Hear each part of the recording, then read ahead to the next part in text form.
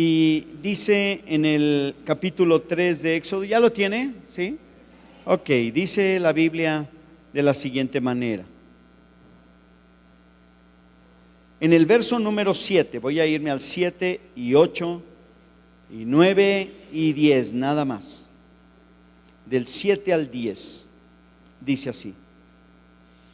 Dijo luego el Señor: bien he visto la aflicción de mi pueblo que está en Egipto, y he oído su clamor a causa de sus exactores, que es lo mismo, opresores, pues he conocido sus angustias, y he descendido para librarlos de mano de los egipcios y sacarlos de aquella tierra a una tierra buena y ancha, a tierra que fluye leche y miel. Y luego, bueno, habla de quienes habitaban en esa tierra, que eran los cananeos, los heteos, los amorreos, los fereceos, el heveo y el jebuseo. En el verso 9 dice: el clamor pues de los hijos de Israel ha venido delante de mí, y también he visto la opresión con que los egipcios los oprimen. Verso 10: ven por tanto ahora, le habla a Moisés, ven por tanto ahora y te enviaré a Faraón, dice, te enviaré a Faraón, para que saques de Egipto a mi pueblo, los hijos de Israel. Y este es parte de la historia de la liberación que la Biblia enseña sobre, o del pueblo de Israel, que había pasado durante, ahora sí que siglos, bajo la esclavitud egipcia.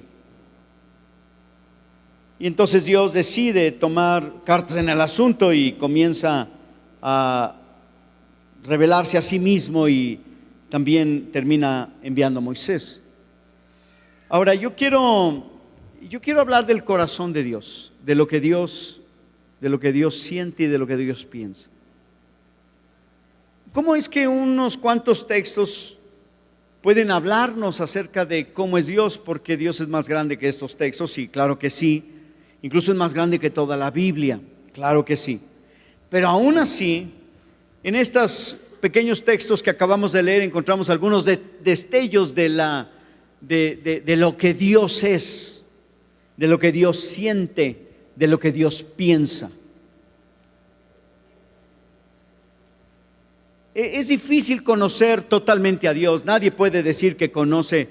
Le hemos conocido, pero en el sentido de que le hemos entregado nuestra vida a Jesús. Pero en el sentido de que conozco todo de Dios, no, es muy difícil. Porque Dios es mucho más grande que todo lo que nosotros, y de todo el conocimiento y toda la sabiduría. Y además sabemos algunas cosas de Dios que son las que todo mundo conoce. Por ejemplo, sabemos que Dios es todopoderoso. Sabemos que Dios es sabio. Sabemos que Dios es omnipresente, o sea, está en todas partes. Eso todo mundo lo sabe. Lo comenzamos a saber desde que somos niños, que Dios todo lo puede.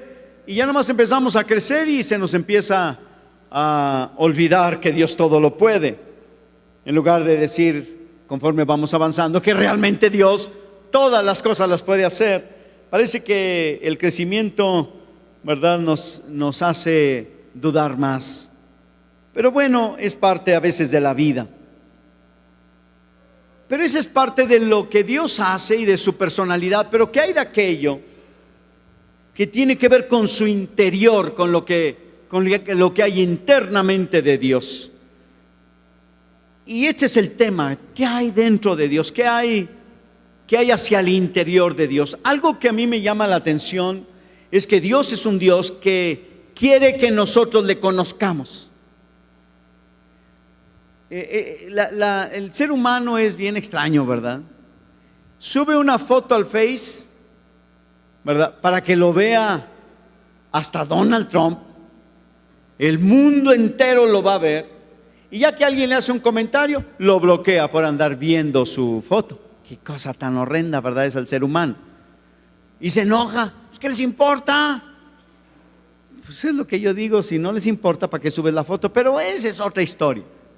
Porque nosotros somos humanos y los humanos somos raros, extraños y a veces somos, ¿verdad?, tan incongruentes con nosotros mismos y nuestra forma de ser. Y esto nos lleva a pensar que Dios es como nosotros. Y Dios no es como nosotros, aunque nosotros tenemos algunos rasgos de la personalidad de Dios. Dios no es como nosotros. Por ejemplo, Dios dice en la Biblia que nos hizo a los seres humanos con personas con sentimientos. Entonces, ¿por qué Dios nos puso sentimientos? Porque Dios es un Dios que tiene sentimientos. Incluso cuando una persona puede decir, no, hay gente que no tiene sentimientos, ese viejo insensible o esa señora insensible, ¿verdad? No, todo el mundo tiene sentimientos, nada más que hay que saber identificarlos. Por ejemplo, el sentimiento de afecto y de cariño hacia una persona es un sentimiento, pero la indiferencia es un sentimiento. O sea, ahí está, la indiferencia es un sentimiento. De hecho, por cierto, la indiferencia, leí y seguramente lo has escuchado alguna vez, que lo contrario al amor no es el odio, sino que es la indiferencia. Lo contrario al amor no es el odio, es la indiferencia. Y la indiferencia es un sentimiento. Por eso cuando alguien se queja de tu indiferencia, ¿qué es lo que está diciendo? Está quejándose de tu sentimiento de ser indiferente, frío, apático. Es un sentimiento también. No viene de la razón, viene de los sentimientos también. Entonces a veces nosotros catalogamos a Dios de acuerdo a cómo somos nosotros, pero esto no es así. Dios es diferente a nosotros y por eso Él dice, mira, y abre por decirlo, ¿no?, de alguna manera, se abre la camisa, abre el pecho y dice, este soy yo, este es lo que hago y este es lo que siento. Y en estos textos podemos descubrir algunas cosas. Hay por lo menos 6 cosas. La primera, Dios es un Dios que habla. Dice en el versículo 7 donde leímos, dijo luego Dios. Habla. De hecho, la Biblia está llena de textos o de frases que dicen, así ha dicho el Señor. O vino a mí palabra de Yahvé. O Dios dijo, o Dios habló. Esta es palabra de Dios. Todo eso está en la Biblia. Dios habla. Si habla, hay que escucharlo. ¿Cuál es la ventaja de que Dios hable? Que en lugar de andarnos imaginando cómo podría ser Dios o cómo es Dios, ¿qué les parece si mejor lo escuchamos y que nos diga Él cómo es Él?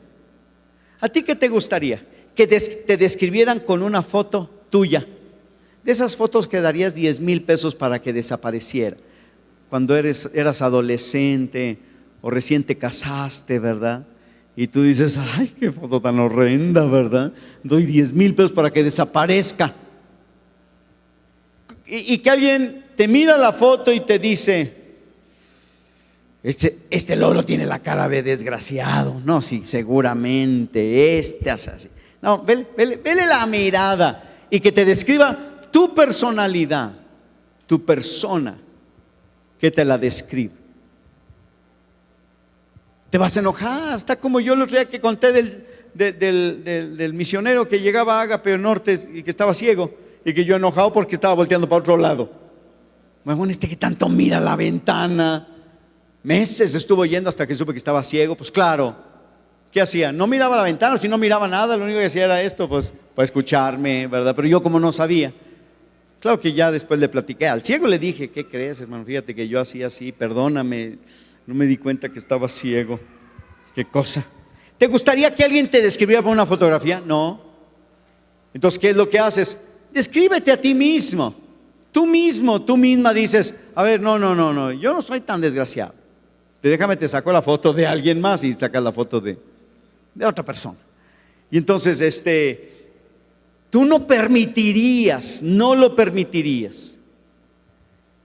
Entonces lo que haces es decir, no, yo soy así, soy esto, soy lo otro. A veces un poquito malvadón, ¿verdad? Pero a final de cuentas tú prefieres eso. Ok, Dios también prefiere que lo escuchemos y decir Él quién es Él, antes de que lo inventemos. Antes de que inventemos, porque somos muy dados a inventar. Inventamos cada cosa de Dios. Y yo así digo, ay, Dios mío. Pero bueno, ni modo. A final de cuentas, algo que podemos ver es que Dios es un Dios que habla y es un Dios que va a comunicar lo que Él es. Nuestro Dios habla. Pero luego después, como que la gente no escucha porque es así media sorda, hasta que entonces Él dijo, voy a tratar de que me escuchen todos lo mejor que pueda. Y dice la Biblia de la siguiente manera: Dios, habiendo hablado de muchas maneras y en muchas ocasiones a nuestros antecesores, ahora nos ha hablado a través de su Hijo Jesucristo. Entonces, si antes pensabas que Dios te hablaba como un susurro, ¿verdad? O a los que vivieron antes de Jesucristo, o como unas frasecitas aquí y allá, ahora Dios nos habló y nos habla a través de su Hijo Jesús, y nos habla de manera contundente. ¿Se ha fijado que todos los artistas y todos los actores y todo mundo que está en la televisión habla de Dios y nunca hablan de Jesús? ¿Se ha fijado en eso? Fíjese bien. No, es que hasta te bendicen. Dios les bendiga a todos, los quiero y los amo a todos. Dios está con ustedes. Si Diosito quiere, sale en la televisión, pero ninguno habla de Jesús. No, porque Jesús habla de una manera muy confrontadora. La forma de cuando Jesús viene a este mundo y habla, ¿verdad?, a los hombres y da sus discursos que están allí escritos en los evangelios, definitivamente la gente le saca la vuelta. ¿Por qué? Pues porque Jesús no le debía ningún favor a nadie, iba a decir las cosas como son. Y se barrió a todos, se peinaba a todos. Y como Él era perfecto y es perfecto, ¿quién le podía decir algo? Además, Él tiene esa autoridad. Dios habla y Dios sigue hablando en nuestras vidas. La otra cosa, Dios ve.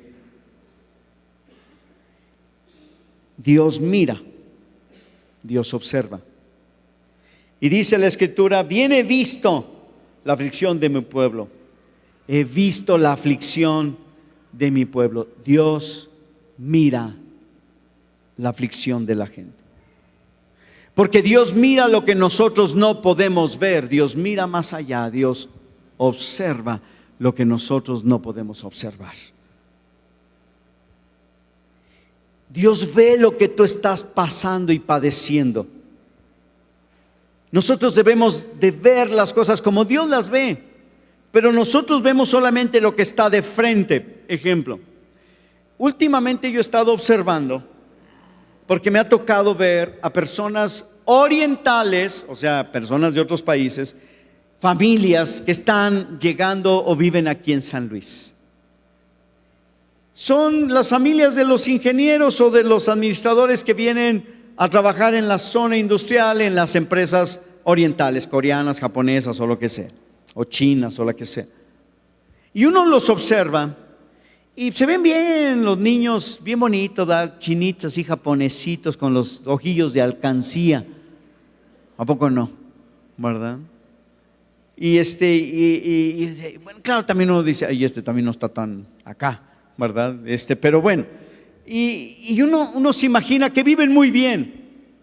¿Por qué? Porque están aquí en San Luis, porque deben trabajar, deben tener un buen trabajo en la zona industrial, y porque deben tener, fíjate bien, o deben vivir en una buena casa, en una buena privada, y traen buenos carros. Y sí los traen.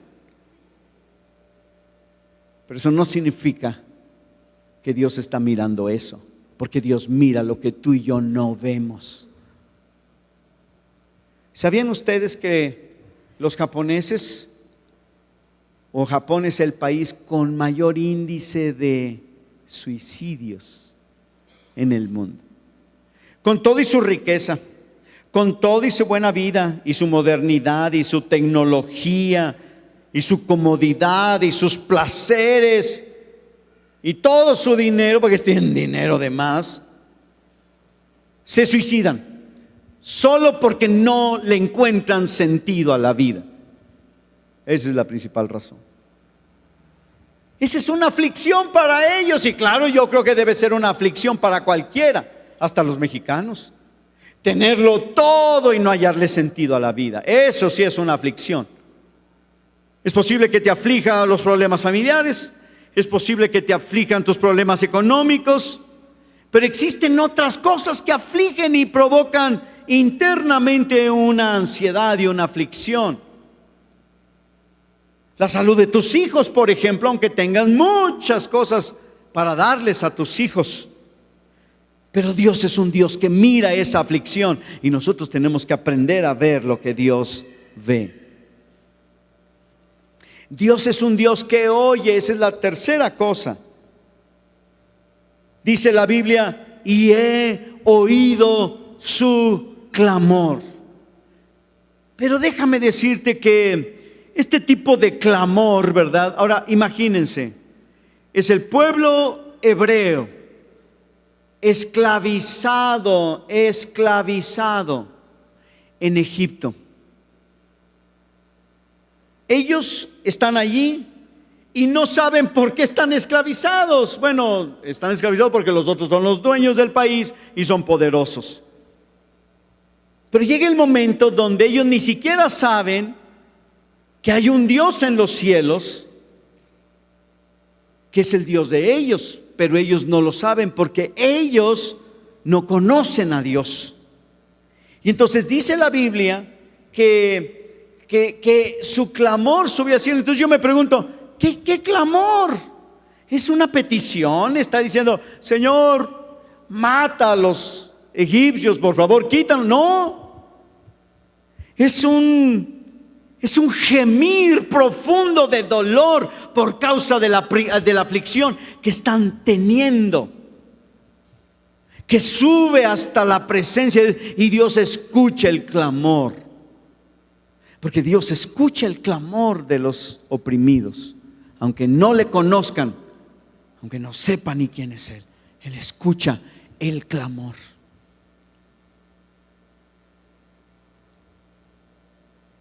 Y no tienen que hablar con Él para que Dios escuche su clamor.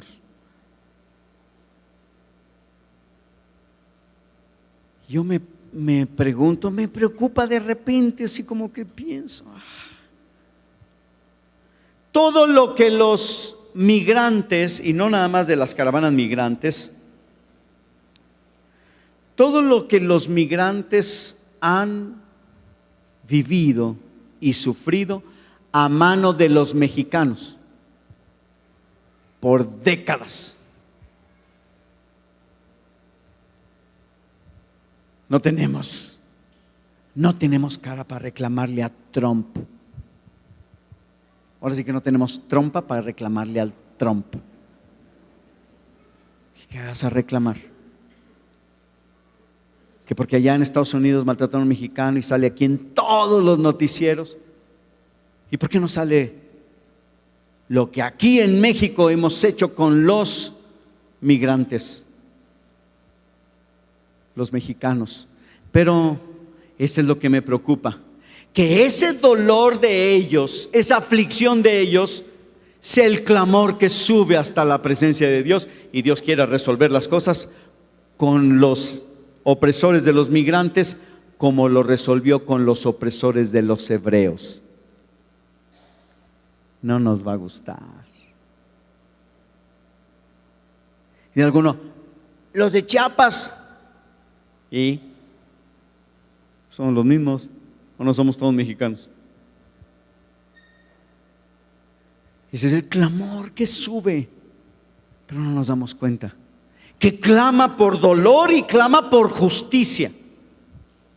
Y en este caso, ¿verdad? Que el pueblo está clamando en realidad, déjame decirte, no es una petición de oración, es ese gemir de dolor que sube hasta la presencia de Dios. Luego dice también que Dios es un Dios que conoce nuestro dolor, porque dice en el versículo que estamos leyendo, el 7, pues he conocido sus angustias. Dios conoce nuestras angustias. ¿Y sabes cómo las conoce Dios? Las conoce personalmente y las conoce íntimamente. Yo digo a veces de broma, ¿verdad? No es algo así. Que Dios, como no sabía lo que sabían los camarones en cóctel, ni los tlacoyos, ni las tlayudas, ni la barbacoa, entonces Dios se hizo hombre para saber a qué sabe. Es nomás una broma, ¿verdad? No vaya a pensar que Jesús vino nomás para ver a qué sabía la comida, porque Dios el Padre no había comido nunca un pescado hasta que envió a Jesús y se hizo hombre. Yo lo digo a veces de broma, pero le voy a decir lo que no es de broma y lo que es verdad. Dios sabe lo que siente el ser humano, lo ha sabido siempre, y sabe y siente su dolor, pero yo creo que lo sintió más fuertemente cuando Dios se hizo hombre y sufrió lo que tú y yo sufrimos. Porque Jesús padeció hambre, dolor, enfermedad, abandono, broncas con sus hermanos, burlas, desprecios, chismes y calumnias. Todo lo que tú has sufrido, Jesús lo sufrió en carne propia. Por eso Dios conoce las angustias, porque Él siente nuestro dolor, porque ahora Él sabe lo que nosotros sentimos. Dios es un Dios que siente el dolor, pero también nosotros necesitamos recuperar esa habilidad de sentir, porque no estamos sintiendo. Bueno, sí sentimos indiferencia, pero no sentimos el dolor de la gente.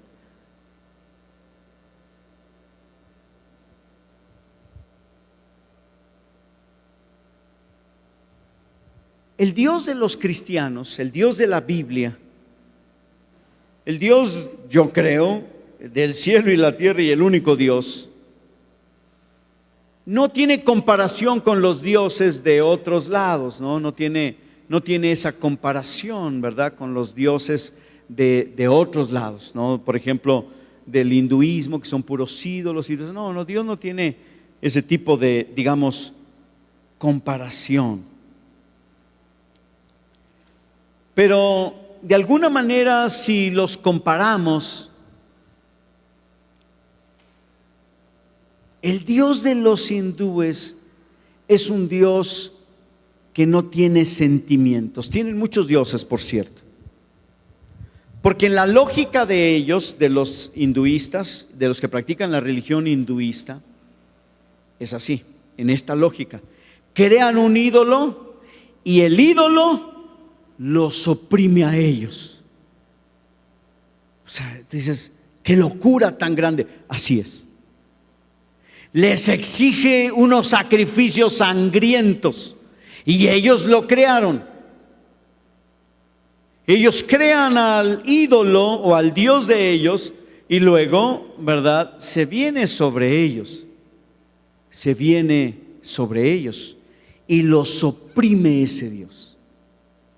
Y algo que llama la atención, ¿verdad?, es precisamente que nuestro Dios es todo lo contrario. Es un Dios que siente nuestro dolor. Siente nuestro dolor.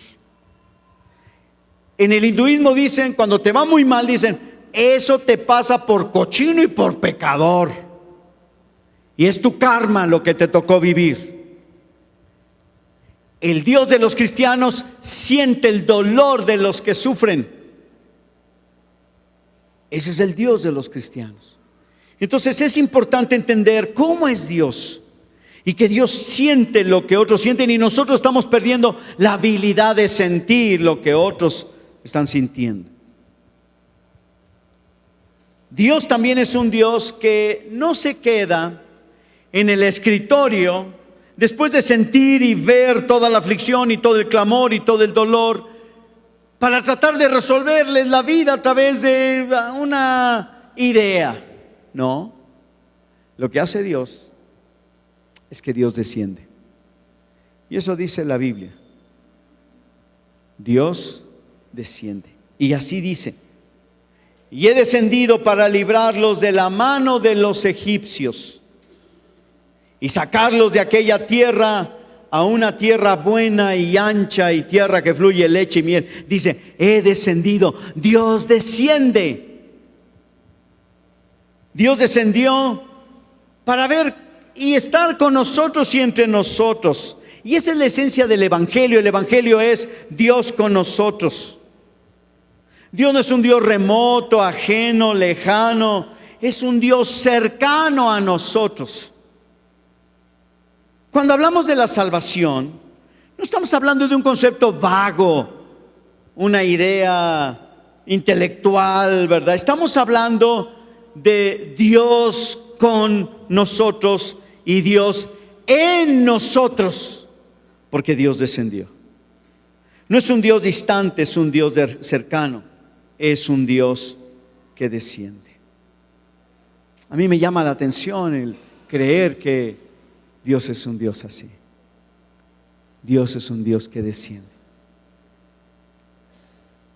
Pero no se queda ahí nada más. Dios no se queda ahí nada más.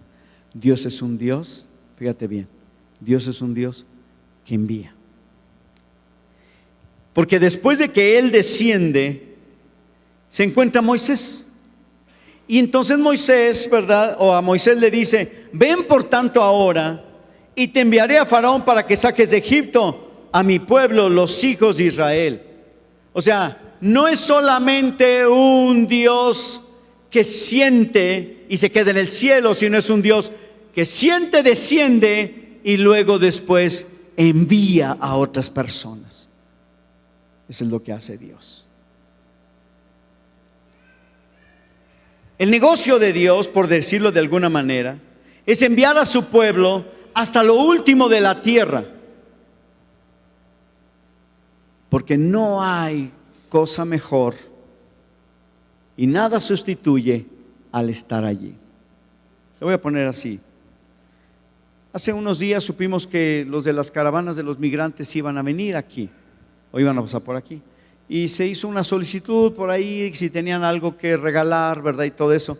Bueno, las caravanas ha sido una cosa medio extraña. Yo no he visto una sola gran caravana, más que en fotos. Pero ¿qué haría Jesús? Supongamos que la caravana viene por la carretera que va a Querétaro, y ahí vienen caminando, y Jesús llega aquí a los de Ágape y los dice, hey, necesitamos recibir a los de la caravana, ¿puedes donar un six de aguas, ¿verdad? 6, así un paquetito de 6 aguas chiquitas. Ah, sí, claro, ahí está. Pasta de dientes, jabón, ¿verdad? Y luego ponerse ahí donde viene la caravana con una cajita con cosas y decirle, ahí, como los que van corriendo que les dan su agua, ¿verdad? Órale, chavos, órale, échese esta, ¿verdad? Tengan mis queridos migrantes. O se va con ellos. ¿Qué haría Jesús? ¿Lo recibe con un rastrillo, con un cepillo de dientes, o se va con ellos? Se va con ellos. Se va con ellos. Porque Dios es un Dios que desciende y es un Dios que envía, porque Él va con ellos, porque Él sabe que no hay cosa mejor, no hay cosa mejor que estar allí donde hay necesidad. Y a veces no hay que ir muy lejos. Mire, yo le puse ahí en los avisos puse algo sobre la ventana 1040, donde hay una gran necesidad. 4,000 millones de almas viviendo en ese cuadrito de países que tienen una gran necesidad de Dios. Están las ciudades más grandes del mundo que no tienen testimonio cristiano. Es el 20% de los grupos étnicos están ahí en ese pedacito. Docenas de países que no hay testimonio cristiano. Entonces yo lo pongo ahí, ¿verdad? Para darnos una idea de que a final de cuentas lo que Dios va a hacer es que va a enviar ahí a personas. Podríamos nosotros enviarles o decirles: hey, vean el internet, página www.agape.slp.com. Ahí vas a escuchar los mensajes, vas a ver esto, vas a ver lo otro. Nada sustituye al estar allí. Hay que ir. Hay que ir. Si alguno dice: pero yo no siento el llamado de ir, entonces no estás leyendo la Biblia. Y si no te preocupes, yo te la leo. Por tanto, vayan, dice Jesús. Y alguno: pero yo ir hasta allá. Es que el ir no es un asunto nada más de estar allá, sino es todo un movimiento en donde todos los cristianos participamos en ir, porque ahí es donde está la necesidad.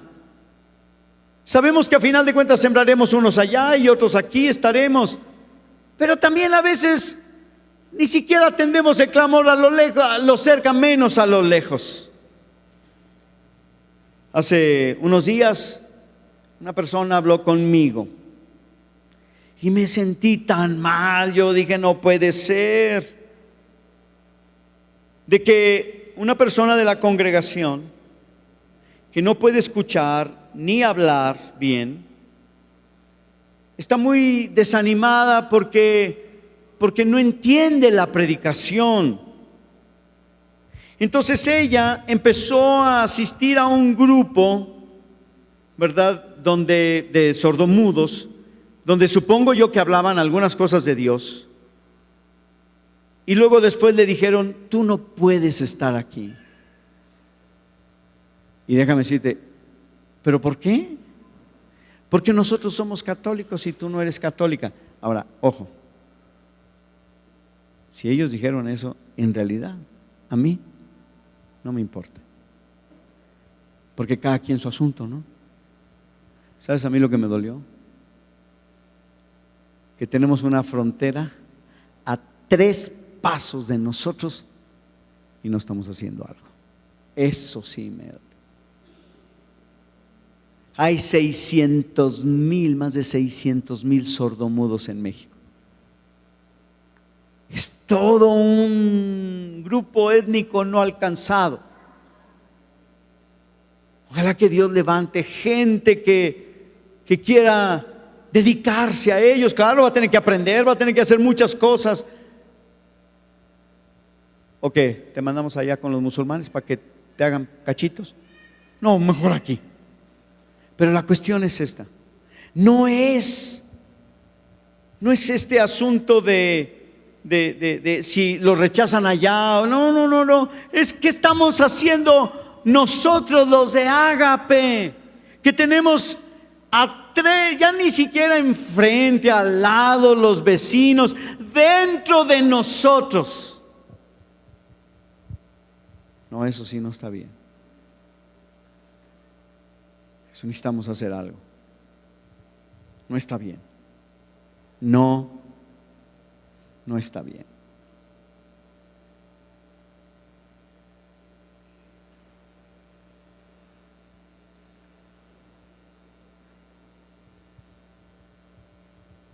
Misiones debe correr por tus venas. No es un asunto optativo, no es un ministerio aparte. ¿Por qué? Porque misiones está en el centro del corazón de Dios. Yo siempre he sabido y he leído y he escuchado que el primer misionero fue Jesús porque Él vino del cielo a nosotros. No, fue el Padre. Algunos cuantos miles de años antes, cuando dice que Él descendió a Egipto y luego se asoció a Moisés y luego lo envía a Moisés. Porque déjame decirte algo bien importante: Dios no se va a asociar con marcianos, ni neptunianos, ni mercurianos, sino que se va a asociar con aquellos que Él mismo ha traído a libertad para convertirnos a todos en obreros, en misioneros, en hacer la obra de Dios. La iglesia no se compone de algunos que son misioneros y otros que no lo son. No se compone de algunos que son ministros y otros que no lo son. La iglesia se compone de un pueblo que vive bajo el mandato de ir y predicar el evangelio, llevar esperanza a los demás. De eso se compone el evangelio. Ese es el pueblo de Dios. Y Dios va donde hay necesidad. O sea, Dios va a todos lados, porque en todos lados hay necesidad. Dios tiene planes para tu vida. No importa lo que te dediques, Dios tiene planes para tu vida. La otra cosa que me da tristeza de tener entre nosotros una necesidad y no darnos cuenta es la indiferencia. La indiferencia.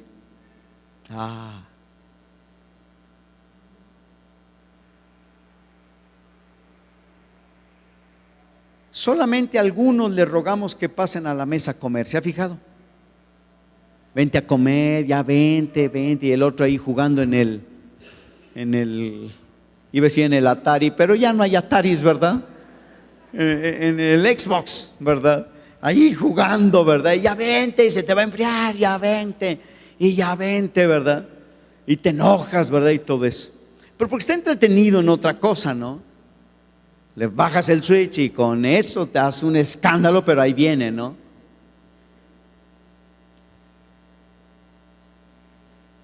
La indiferencia cuando los invitamos a ustedes, y yo hasta pienso, ¿por qué tenemos que invitar a la gente? Los invitamos a la reunión que va a haber el viernes de misiones. No deberíamos invitarlos. ¿Por qué tenemos que invitarlos? ¿Te invitan a la mesa en tu casa? No, tú estás ahí antes de que te inviten o no. Y estás con los cubiertos en la mano así, llámelo. Y nadie te invitó, pero tú estás allí.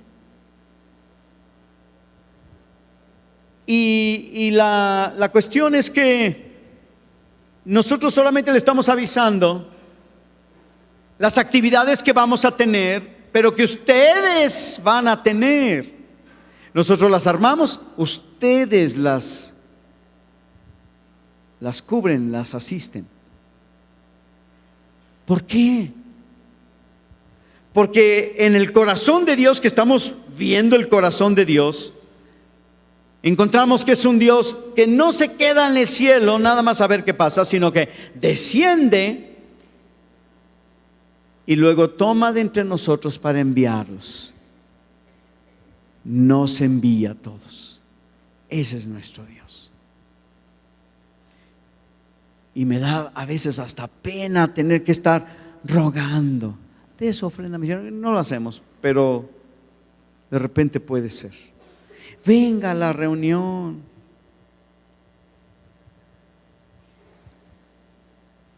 Una joven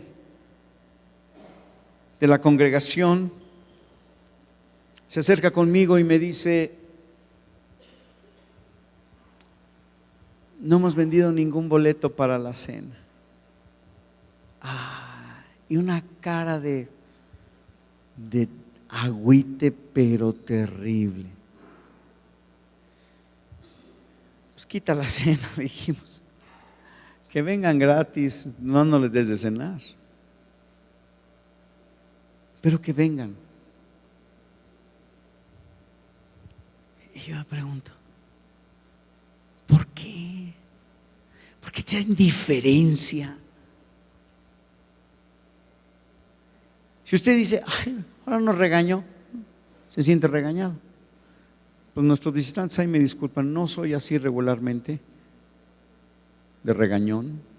A veces sí, pero para eso es uno padre espiritual. ¿O no es así? Así es. Para llamar la atención. Para decirles, el corazón de Dios es un corazón de misiones. No para invitarles a nuestras actividades, solamente para recordarles lo que todos tenemos por hacer.